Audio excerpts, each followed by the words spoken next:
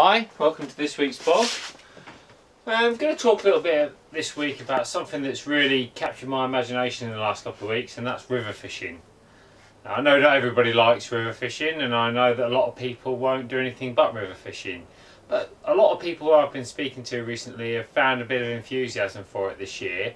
And what really is encouraging is everybody I speak to who goes on a river match of some sort is catching plenty of fish. They all seem to be fishing really well. Loads of bites, loads of fish in the river, and nothing is more apparent at the moment to me that it must have been the climate or the conditions over the last 6 months or a year or 2 years or whatever, but there's a lot of life in our rivers, which is a fantastic thing. It's actually got me totally buzzing for fishing in the UK at the moment.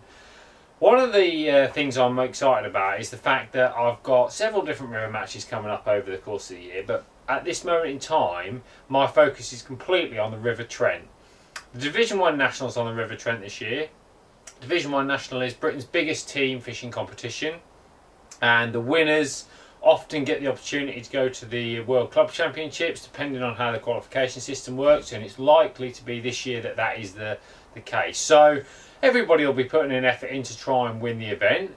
Obviously there's going to be good and bad draws in any national, but the Trent to me is a venue that sort of goes back in the history of match fishing. Everybody knows the Trent, everybody knows of matches gone by on the Trent, but it's not actually a place that I've ever really spent any time. I'm sort of pride myself on the fact that I've been match fishing a lot of places in the UK, lots of different areas. I've lived in different areas and I've been on a lot of different sort of types of venue, but the Trent is one that's really escaped me.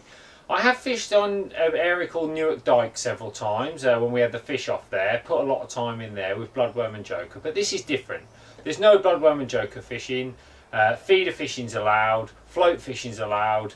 Any disciplines go. You can fish pellets for barbel, you can fish pinkies at your feet for small days. It's up to you what you want to do.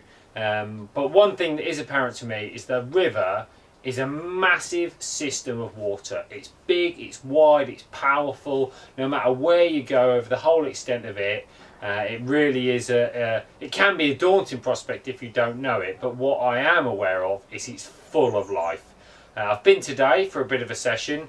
I went to an area called Home Marsh and it was absolutely brilliant. There's loads of fish everywhere.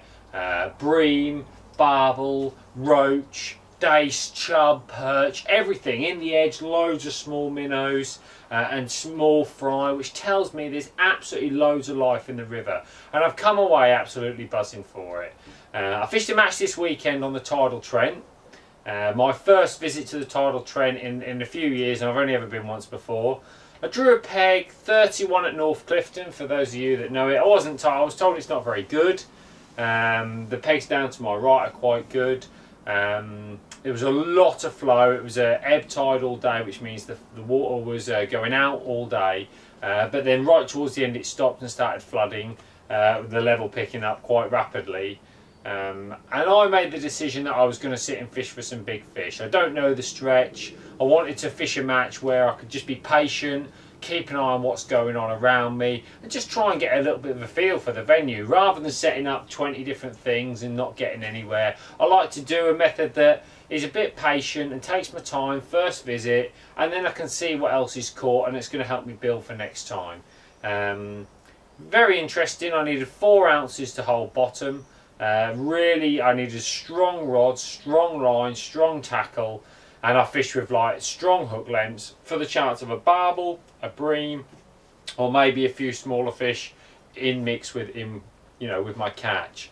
I had an interesting day. I didn't have a massive weight. I had £5. There was a £8 9-ounce barbel caught with 10 minutes to go in my section, and he became the section winner comfortably with £12 and actually framed in the match, which was kind of what I was fishing for. Had I have had that one bite, I would have weighed £13 because I already had £5 in my net. But I was very patient, and I've caught 2 nice skimmers, a hybrid, and a few roach and bits and bobs. But what was interesting to me, there was lots of small fish, there was lots of fish in the river, but it wasn't the best fishing conditions, I think, hot and still, but there was lots of life, lots of little fish. I even caught a barbel about 4 ounce, and all of this is really encouraging to me, and I think that there's going to be a lot of fish on that river for years to come. I think what's more encouraging is that there's a lot of matches.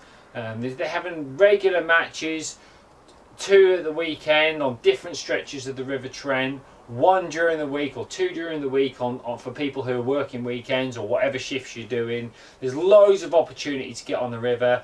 More and more people seem to be coming to the river, so they're well attended matches.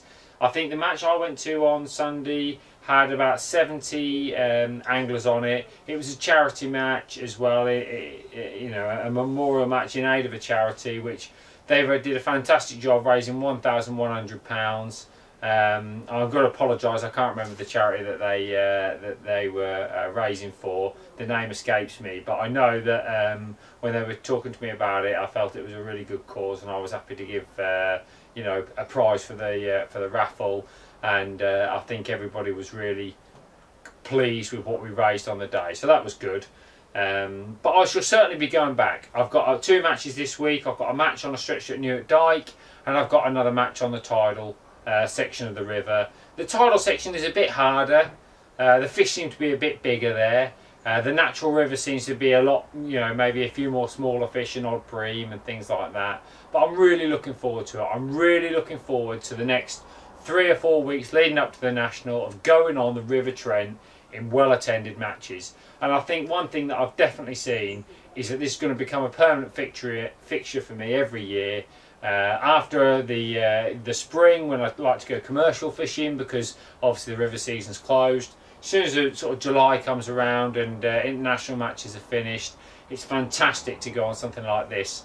And I've then got further matches on like the River Yare and the Warwickshire Avon, Evesham, and places like that to look forward to in the coming weeks. So, you know, that's really the blog for this week. It's just, I can only encourage you to go and have a look, really. I mean, the fishing is just, it's just great. I mean, I've had to work hard. You work hard all day and it's rewarding. You get bites. So maybe check out the rivers in the next few weeks, because they seem to be really fishing well.